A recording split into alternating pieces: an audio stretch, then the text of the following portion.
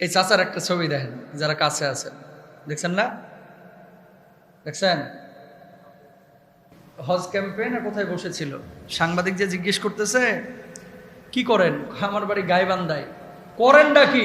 কৃষি কাজ করি। জমি জায়গা বেঁচে হজে যাচ্ছেন না কিভাবে ভাই, একটু জানতে পারি? কয় জমি জায়গা, আমার তো নুন আনতে মানতে ঘোরায়, কিন্তু হজ্জে যাওয়ার জন্য আমার অনেক আগ থেকে আকাঙ্ক্ষা ছিল। তো বলছে তাহলে কেমনে টাকা ম্যানেজ করলেন, কেউ দিছে নাকি বদলি হজটা? কয় না ভাই, কিছু গাছ লাগাইছিলাম এই নিয়ত করে যে গাছগুলো বড় হলে বেচবো, তারপরে হজে যাব। আল্লাহু আকবার বলেন না। এই আল্লাহ যদি চায় আপনারা কেউ কি আটকে রাখতে পারবে? ধরেন আল্লাহ আপনারা বাইতুল্লাহ নিবে, পিডিএফ হলেও নিয়ে যাবে, যাবি না কা।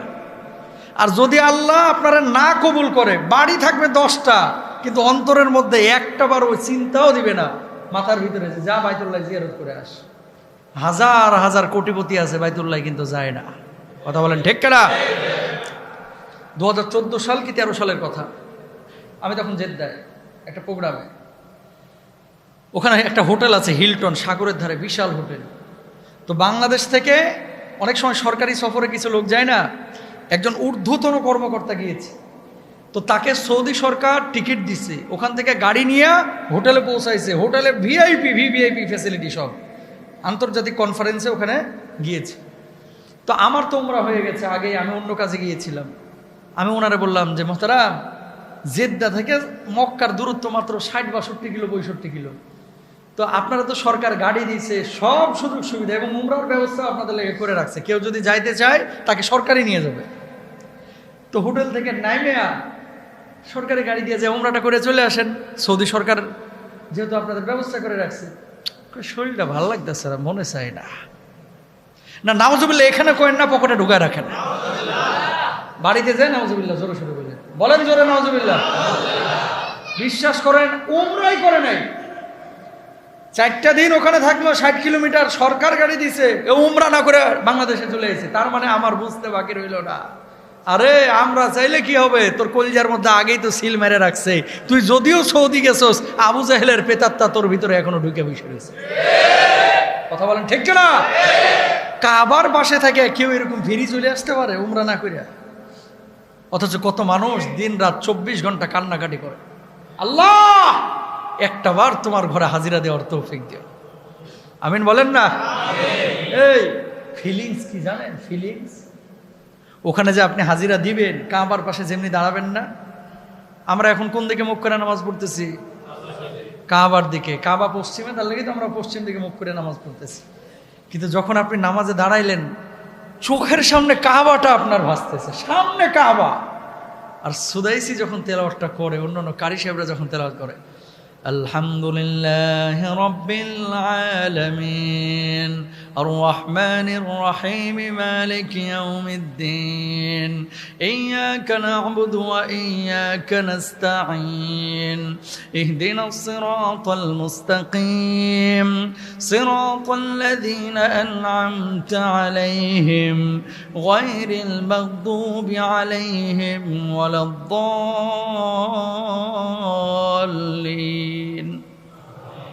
তেলাওয়াতটা যখন করে আপনি চাইবেন না, কল্পনাও করবেন না, চোখটা খুলে দেখবেন যে চোখ দিয়ে দরদর করে পানি পড়তেছে। আল্লাহ যেন কোরআন নাজিল হচ্ছে। এই অনুভূতি এখানে নামাজ পড়ে কি পাওয়া যাবে? পাওয়া যাবে? আল্লাহর হাবিবের রওজার পাশে যখন দাঁড়ায় বলবেন আসসালাতু ওয়াসসালামু আলাইকা ইয়া রাসূলুল্লাহ, আসসালাতু ওয়াসসালামু আলাইকা ইয়া হাবিবাল্লাহ, আমি এসেছি মদিনায় বহুত কষ্ট করে, নবী গো আপনার কাছে আমি সালাম পৌঁছে দিলাম, আমার হাবিব সালামের জবাব দিবে, কলিজাটা ঠান্ডা হয়ে যাবে। ঠিক? আল্লাহ আমার সব ভাইদেরকে হজ্জের জন্য কবুল করুন, আমিন। আরো জোরে বলেন আমিন। এই যে আমিন বললেন, এটার নিয়ে যে ওই কিছু কিছু মানুষ বাইর হয়েছে, এই যে এতগুলো মাইক্রোফোন, এগুলো তো কম দেখে, বুঝেন নাই? কই এগুলো মনে হয় হুজুররা আগেই কিনে রেখে দিছে, আর রাত্রেবেলায় হুজুররা এই কই এতগুলো মাইক্রোফোন নিয়ে এসে লাগায় মনে হয় এই যে এগুলো আলোচনা করে। মানুষ কত যে মানে গুমরাহির মধ্যে, বিভ্রান্তির মধ্যে মানুষকে ফেলে। আল্লাহ সবাইকে হেদায়েত দান করুক, আমিন বলেন। যেখান থেকে কথা বলতেছিলাম, মিথ্যাচার করবেন না। এবং বাইতুল্লাহ জিয়ারত এটা আল্লাহ তাআলা সবাইকে কবুল করেন না, যাদেরকে কবুল করেন তারাই কিন্তু যেতে পারে। যেখান থেকে আসলো কথাটা, এই ভদ্রলোককে জিজ্ঞেস করছে এত টাকা কোথায় পাইলেন? তিনি বলছেন যে আমার ক্ষেতের আইল বরাবর কিছু জায়গায় 18 বছর আগে কিছু গাছ লাগাইছিলাম। কালেক্টর সহ কিছু গাছ যখন আমি লাগানোর পরে গত বছর যখন রেজিস্ট্রেশন শুরু হলো, একটা গাছ কেটে বেচলাম, 30,000 টাকা পাইলাম, ওটা দিয়ে হজ্জের রেজিস্ট্রেশন করে ফেললাম। আলহামদুলিল্লাহ বলেন। আচ্ছা, এখন বাকি টাকা কিভাবে পাবো? একটা গাছের দাম যদি 30,000 টাকা হয়, আমার এখানে আরো অনেকগুলো গাছ আছে, তো বললো যে আমি প্রথমে 22টা তারপর 20টা গাছ কাটলাম। প্রথমে কাটলো 22টা, তারপরে কাটলো কয়টা? 20টা, 42টা গাছ কাটলো। 42টা গাছ কাইটে দেখে যে হজ্জের লেগে টাকা রেডি। আলহামদুলিল্লাহ বলেন না? মানে গাছগুলো সব বেচে দিছে। কয় বিশ্বাস করেন আমার এখানে যা টাকা আছে একটা টাকাও বাইরের না, সব আমার গাছ বেচা টাকা। আর এই গাছগুলো আমি লাগাইছিলাম এই কারণে যে আল্লাহ এই গাছগুলোর টাকা দিয়ে তুমি আমার হজে নিও। আমি রাত্রিবেলায় মাঝে মাঝে গাছগুলোর ধারে যাইতাম, যে গাছটাতে ধরে থাকতাম যে আর কতদিন সময় লাগবে রে, তাড়াতাড়ি বড় হ, কাইটা তোরে বেচে আমি আল্লাহর ঘরে হাজিরা দিতে যাব। চাওয়ার মতো চাইলে আল্লাহ কাউকে নিরাশ করে না। উনি যদি 42টা গাছ বেচে হজ্জে যেতে পারে, আপনি আমি সামান্য করে সঞ্চয় করতে পারি কি পারি না? টাকা কিন্তু কম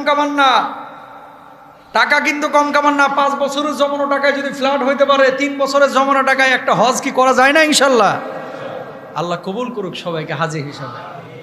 প্রিয় ভাইরা, আবার হজ রাসূল আকরাম সাল্লাল্লাহু আলাইহি ওয়াসাল্লাম আল্লাহ সুবহানাহু ওয়া তাআলা দুজনেই করতে বলেছেন। আল্লাহ তো বলেছেন আগে ওয়াতিমুল হজ্জ ওয়াল উমরাতা লিল্লাহ। হজ্জের প্রশ্ন যখনই আসে, কিছু কিছু মানুষ কিন্তু এমন কথা বলে, পাশের বাড়ির মানুষ ভাত পায় না, আরে যায় প্রতি বছর আল্লাহর ঘরে হাজিরা দিতে। কথা বুঝছেন? এরকম ঠেস মেরে কথা বলে, এগুলো বলবেন না। কেন? হজ একটা ইবাদত, উমরা একটা ইবাদত। কারো সামর্থ্য থাকলে সে গরিব মানুষকেও দিবে, উমরাও করবে, হজ্জ করবে। কিন্তু হজ না করে গরিবকে টাকা দিতে হবে, আপনার উপর হজ ফরজ হয়ে আছে। ইসলামী শরিয়ায় এরকম কোনো বিধান নাই, এরকম কোনো বিধান নাই।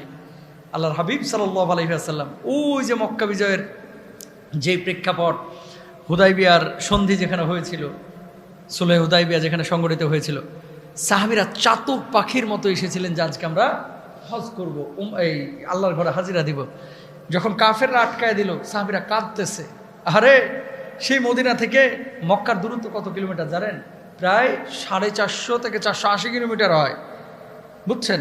তো এত দূর পথ হেঁটে উটের পিঠে চড়ে আসলাম, আর আমাদেরকে হজ করতে দিবে না? আল্লাহ রাসূল সাল্লাল্লাহু আলাইহি ওয়াসাল্লাম বললেন, ইয়া রাসূলুল্লাহ, আপনি পারমিশন দেন, এদের সাথে আমরা যুদ্ধ করব। আল্লাহর নবী বললেন যে না, যুদ্ধ করার দরকার নেই, আল্লাহ সুবহানাহু ওয়া তাআলা যে ফয়সালা করবে আমি মেনে নিব। নবীজি সন্ধির পরে বলতেছে সবাই মাথা কামিয়ে নিজ নিজ পশুগুলো কোরবানি করে ফেলো। কোনো সাহাবী রাজি হচ্ছেন। অন্যান্য সাহাবীরা নবীকে সন্দেহ করতেছে, নাউজুবিল্লাহ, যে ইনি কি আসল নবী কিনা। কারণ কি? কাফেররা আমাদেরকে আঘাত করবে আর আমাদেরকে হজ্জে ঢুকতে দিবে না, যুদ্ধ না করে মদিনায় ফিরে যাবো, এত সস্তা, এরকম ভাবসাব। নবীজি মনটা খারাপ করে তাঁবুতে চলে গেলেন। আম্মাজান উম্মে সালামা রাদিয়াল্লাহু তাআলা আনহা সম্ভবত ঘরের মধ্যে ছিলেন। তিনি বলছেন, ইয়া রাসূলুল্লাহ, মনটা খারাপ কেন? মাথা হলক করতে বললাম, কোরবানি করতে বললাম, কেউ আমার কথা শুনতেছে না। আল্লাহ রাসূল সাল্লাল্লাহু আলাইহি ওয়াসাল্লাম বললেন যে কেউ কথা শুনতেছে না, এই জন্য আমার মনটা একটু খারাপ যে সাহাবীরা আমার এরকম বিপক্ষে অবস্থান নিল। নবীজির স্ত্রী বলতেছে, যে আল্লাহ রাসূল আপনাকে একটা বুদ্ধি দিয়ে, বুদ্ধিটা শুনেন, কাজে লাগতে পারে। দেখেন, স্ত্রীর পরামর্শ নবীও কিন্তু নিয়েছেন। হুদাইবিয়া সন্ধির মতো জায়গায় বললেন, কি পরামর্শ? কয়, আল্লাহ নবী আপনি বাইর হন, বাইর হয়ে আপনি আপনার কোরবানিটা করে দেন, মাথাটা নেড়া করে ফেলান, দেখবেন সব সাহাবীরা হয়তো বা সেটাই করা শুরু করবে। যেমনি নবীজি বাইর হ্যাঁ বউয়ের পরামর্শে কাজটা শুরু করছে, সব সাহাবীরা এবার মাথা মুন্ডন করা এবার মানে আপনার কোরবানি করে দিয়েছে। বলুন আল্লাহু আকবার। তো এই যে শিক্ষা এবং হজ উমরা, বাইতুল্লাহ জিয়ারতের অনুভূতি আমাদের বাংলাদেশ থেকে অধিকাংশ ক্ষেত্রে দেখা যায় এই বুড়া মানুষ বেশি হজ্জে যায়। কথা বলেন না কেন? যখন চলতে পারতেছে না, ঠিক মতো নড়তে পারতেছে না, চড়তে পারতেছে না, তখন যায় হজ্জে। কেন রে ভাই? আপনার উপরে যদি আগেই ফরজ হয়, আগে কেন হজ করতেছেন না? হুজুর, হজ করার পরে তো হারাম কোনো কাজ করতে পারবো না। এরকম কিছু লোক আছে না নাই? জোরে বলেন না। হজ করার পরে তো নামাজ ছাড়তে পারবো না, হজ করার পরে তো সুদ খাইতে পারবো না, এর লেগে হজ করেন, আছে না? আবার কিছু চাচার উপরে হজ ফরজ, কি গো হজ্জে যাচ্ছেন না কেন? মেয়েটার বিয়েটা দিয়ে লই, পরে যাবো। মেয়ের বিয়ের পর্যন্ত আপনি বাঁচবেন? যদি আজকে মারা যান তাহলে তো ঠোয়ানি কবরে রাত্র থেকে শুরু হয়ে যাবে। ছেলেটা চাকরি হয়ে যাক, চাকরির সাথে বিয়ের সাথে হজ্জের কোনো সম্পর্ক নাই। টাকা এসেছে, হজ ফরজ হয়েছে, যৌবনকালে হজ্জে চলে যাবেন। আরে বাবা রে বাবা, 2 ঘন্টা ওযু রাখতে পারে না, বুঝছেন? এয়ারপোর্টে বসে বসে খালি কুঁতে আর মনে করেন ওযু ছুটে যায়, খালি কাশাকাশি করে। এরকম মুরব্বী মানুষকে আপনি যে পাঠায় দিচ্ছেন, এই মানুষটার যে কষ্ট, শারীরিক সক্ষমতা যদি না থাকে ভাই পাঠায়েন না। কারণ কি, আসলে হজ এত সহজ কোনো ইবাদত না, অনেক পরিশ্রমের ইবাদত। যারা গিয়েছেন তারা জানেন। এই যে 7টা তওয়াফ যে করা হয়, আপনি মনে করতেছেন মাত্র 15 মিনিটে কমপ্লিট হয়ে যায়? একটা উদাহরণ দিই। এখান থেকে ধরে নেন আপনার ফ্যান্টাসি কিংডম, এখান থেকে কি ফ্যান্টাসি কিংডম, যদি আপনাকে বলি যে 7 বার আপনি যাবেন আর আসবেন, 7 বার যাবেন আর আসবেন, এখানে না হলেও 70% মানুষ পাওয়া যাবে যে হুজুর 7 বার সম্ভব হবে না। কথা বলেন না কেন? আচ্ছা, যদি এটা না পারেন আপনি বাইতুল্লাহ কেমনে জিয়ারত করবেন? ওখানে করবেন নাকি? কয় হুজুর ওই সময় আলাদা শক্তি আসে। সত্যিই শক্তি আসে, কিন্তু বিপদে ফেলাই মুআল্লিমদের। বলুন হুজুর কেমনে? পারতেছে না, মুআল্লিমের উপরে চড়াও, একটু ধরতেও পারেন না, একটু ধাক্কাও দিতে পারেন না, একটা গাড়ির ব্যবস্থা করতে পারেন না। নবীজি হেঁটে হেঁটে তো অফ করেছে, আপনি হেঁটে হেঁটে করবেন, এটাই তো সুন্নাহ। তো আপনি এটা পারতেছেন না, এটা আপনার ব্যর্থতা। বুড়া বয়সে গেছেন কেন? যৌবনকালে কেন গেলেন না?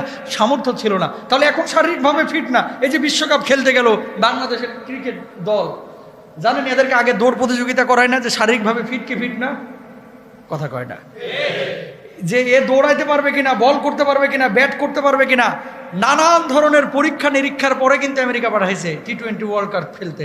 আর আমাদের হজ্জেরও এরকম একটা পরীক্ষা নেওয়া দরকার যে কোনটা শারীরিকভাবে ফিট আর কোনটা ফিট না। নাহলে কি করবে জানেন? গিয়েছে হজ্জে, ফজরের নামাজেও নাই, এশার নামাজেও নাই, খালি যায়, খায়, ঘুমায় আর ঘুরে আর আরেকজনের উপরে টর্চার করে।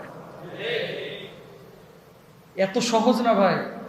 মিনা মুজদালিফায় যে এই যে হাইটে হাইটে যাবেন আপনি, শারীরিক সক্ষমতা না থাকলে, এখান থেকে যদি বলি যে আসলে হাইটে যান, মনে হয় 90% মানুষ বলবে যে হুজুর সম্ভব না। গ্রামের মানুষ হয়তো বা পারবে 10%। তাহলে আপনি যদি এটা না পারেন, ওটা কিভাবে পারবেন? ওটা তো এত দূরে হাঁটতে হয়, প্রচুর হাঁটা ভাই। সাফা মারায় যে সাইটা, সাফা মারায় যে সাই করা, এটা অনেক কষ্টের কাজ। মানে তওয়াফের পরপরই তো আপনার সাই করতে হয়। তাহলে আপনার মিনিমাম ধরে নেন কথার কথা যে আপনার 10 কিলোমিটার আপনার হাঁটা লাগতেছে, 10 কিলোমিটার আপনার হাঁটা লাগতেছে, সাই এবং তওয়াফ মিলে। এই 10 কিলোমিটার হাঁটার মতো ভিড়ের মতো আপনি শারীরিকভাবে ফিট কিনা? যদি ফিট, আপনি যান, আগে শারীরিকভাবে একটু ফিট হন, পরীক্ষা নিরীক্ষা করেন, মনোবল বাড়ান, আল্লাহর কাছে দোয়া করেন, তাহলে হ্যাঁ আল্লাহ তাআলা কবুল করলে আপনি যাবেন। বুড়া মানুষ হজ্জে যাওয়া হারাম নিষিদ্ধ আমি এটা বলতেছি না, কিন্তু আমাদের টেন্ডেন্সি চেঞ্জ করা উচিত, আমাদের চেতনা চেঞ্জ করা উচিত যে যৌবনকালেই আমরা হজ করব আল্লাহকে খুশি করার জন্য, নবীকে খুশি করার জন্য। সবাই বলেন ইনশাআল্লাহ। প্রিয় ভাইরা আমার, আল্লাহ তাআলা যদি কোনো জিনিসে বারাকা দান করে তাহলে আপনার কেউ ঠেকাইতে পারবে না, বুঝছেন? কেউ ঠেকাইতে পারবে না। কিভাবে কি বারাকা দিবে?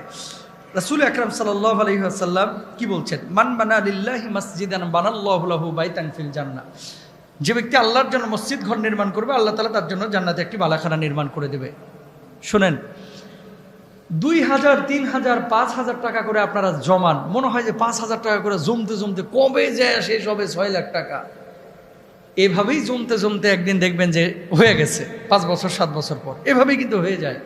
আর যখন আল্লাহর জন্য আপনি কোনো চিন্তা চেতনা লালন করবেন, আল্লাহ তাআলা মানে আল্লাহর দিকে আপনি হেঁটে হেঁটে যাচ্ছেন, আল্লাহর রহম আপনার দিকে দৌড়ায় আসবে।